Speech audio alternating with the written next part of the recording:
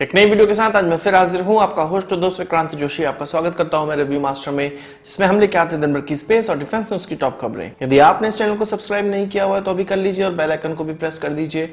यदि आप मुझे ट्विटर पर फॉलो करना चाहते हैं, लिंक डिस्क्रिप्शन में मिल जाएगा और स्क्रीन पर भी मिल जाएगा। अपनी सबसे पहली खबर की बात करेंगे तो स्प्रूट SDM-1 टैंक की तरफ से आ रही है, जो कि लाइट टैंक होते हैं और इनका वजन लगभग 20 टन के लगभग है। रशियन टैंक ये है।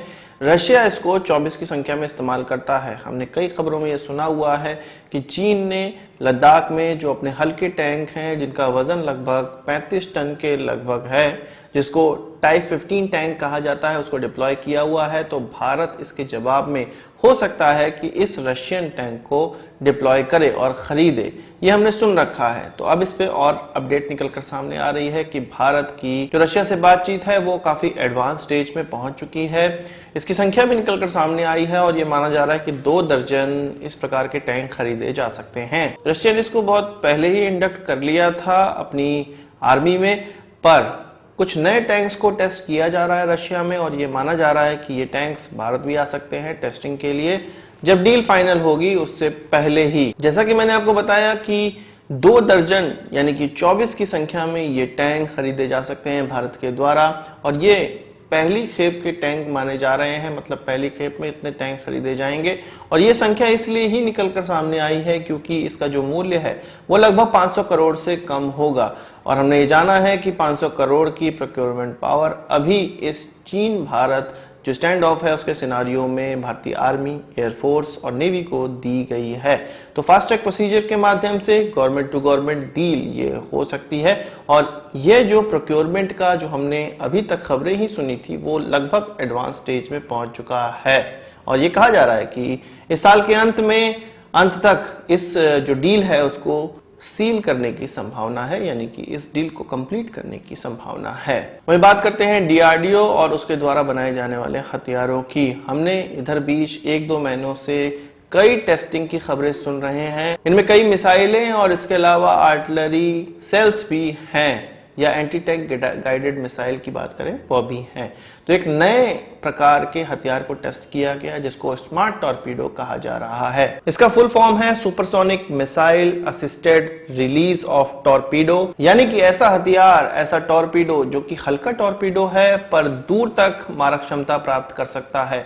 हम जानते हैं कि टॉर्पीडो का इस्तेमाल सबमरीन को नुकसान पहुंचाने के लिए किया जाता है और इसको लॉन्च हमारे शिप्स के द्वारा भी किया जा सकता है और सबमरीन के द्वारा भी किया जा सकता है। तो ऐसे टॉर्पीडो छोटी दूरी की मारक क्षमता रखते हैं। हल्के टॉर्पीडो या भारी टॉर्पीडो किन्हीं की बात कर ले, वो छोटी दूरी की मारक क्षमता रखते हैं और सबमरीन के द्वारा इनका पता भी लगाया जा सकता है, ये समंदर में अगर लंबे दूरी तक ट्रैवल करें। इस टॉर्पीडो के डिटेक्शन को कम करने के लिए इस टॉर्पीडो को यदि किसी सुपरसोनिक मिसाइल में लगा दिया जाए और तब जाके इसको लॉन्च किया जाए तो ये 500-600 किलोमीटर तक की मारक क्षमता प्राप्त कर सकता है। इवन 800-900 किलोमीटर तक की मारक क्षमता प्राप्त कर सकता है। वो डिपेंड करता है आपके सुपरसोनिक मिसाइल पर।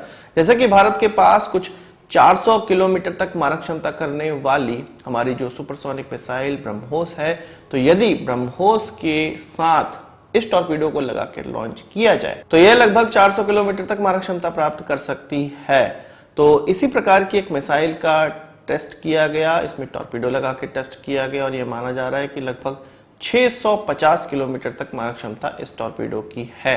हालांकि ये हल्का टॉर्पीडो है, इसमें होगा ये कि इतनी दूरी तक जाके इसका टॉर्पीडो लॉन्च हो जाएगा, पैराशूट के माध्यम से वो समंदर में अंदर जाएगा और उसके बाद उसका काम स्टार्ट हो जाएगा और वो अपने टारगेट को ढूंढेगा।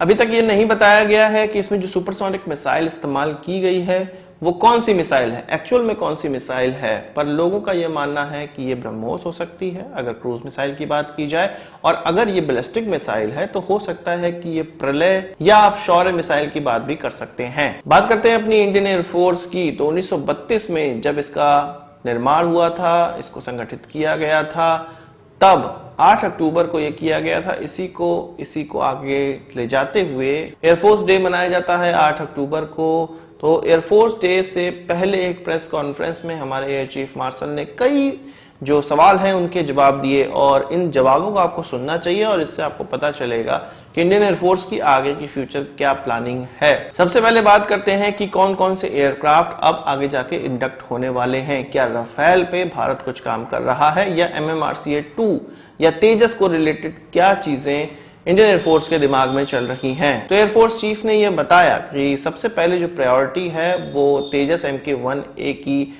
मानी जा रही है। इसका जो कॉन्ट्रैक्ट देना है 83 एयरक्राफ्टों का, वो सबसे पहले प्रायोरिटी है।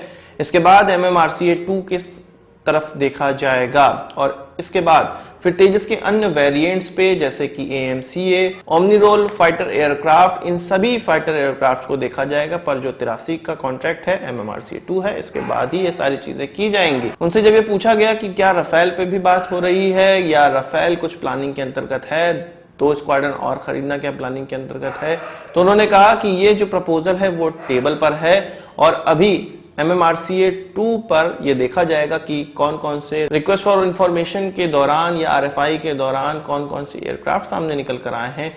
उन सबको इवैल्यूएशन करने के बाद ये डिसाइड किया जाएगा कि कौन से एयरक्राफ्ट खरीदे जा सकते हैं। पर राफेल पे बात चल रही है, राफेल पे हम लोग सोच रहे हैं और उसके बाद क्या निर्णय निकलता है ये बात की बात है। पर फिलहाल पहले 83 एयरक्राफ्ट जो तेजस हैं उनके कॉन्ट्रैक्ट दिए जाएंगे।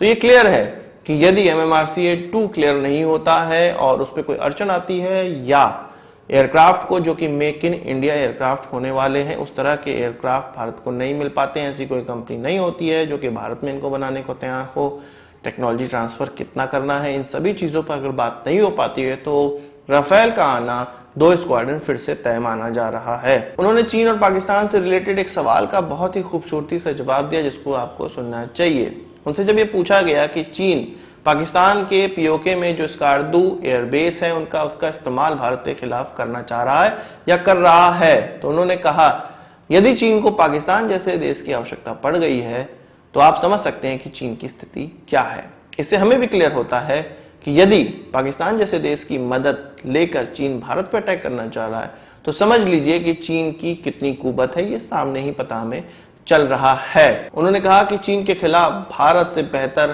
कुछ नहीं है और भारत की जो अभी की तैयारियां हैं वो चीन से काफी आगे की हैं और चीन को अच्छे से मजा चखाया जा सकता है। वही बात करते हैं laser guided anti tank guided missiles की। तो हमने ये देखा है कि सितंबर के अंतिम हफ्ते में इसका ट्रायल किया गया। इसके अलावा अक्टूबर की शुरुआत में ही 1 तारीख को इससे ट्रायल किया गया और अर्जुन टैंक के माध्यम से इसका ट्रायल किया गया। इन ट्रायल में इस मिसाइल में वॉरहेड लगाकर नहीं देखा गया था और यह माना जा रहा है कि इसका यूजर ट्रायल अब फरवरी यानी कि फरवरी 21 में किया जा सकता है।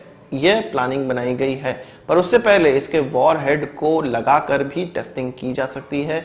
इस साल के अंत में ही हम ये देख सकते हैं, पर इसका जो यूजर ट्रायल है वो फरवरी में जाकर किया जाएगा। इससे पहले यूजर ट्रायल से पहले यह भी माना जा रहा है कि जो अभी 3 से 4 किलोमीटर तक की मारक क्षमता प्राप्त की गई है, ये ट्राई किया जाएगा कि ये 5 किलोमीटर तक की मारक क्षमता भी प्राप्त की जा सके और तभी जाके इसका यूजर ट्रायल किया जाएगा। अभी अर्जुन टैंक के लिए इसका ट्रायल किया जा रहा है पर T-90 टैंक के लिए भी इसका ट्रायल किया जाएगा, यानी कि इसको हर प्रकार के टैंक के लिए डेवलप भी किया जा रहा है। आज के इस वीडियो के लिए बस इतना ही। आशा करता हूं आपको वीडियो पसंद आई होगी, आप इसको एक बड़ा थम्स अप जरूर देंगे। इस वीडियो से संबंधित कोई सवाल सुझाव हो कमेंट बॉक्स में जरूर लाइएगा और यदि आपने हमारा चैनल तो सब्सक्राइब नहीं किया उसे भी कर लीजिए क्योंकि हम इस प्रकार की वीडियो लाते रहते हैं। नमस्कार, थैंक यू, जय हिंद।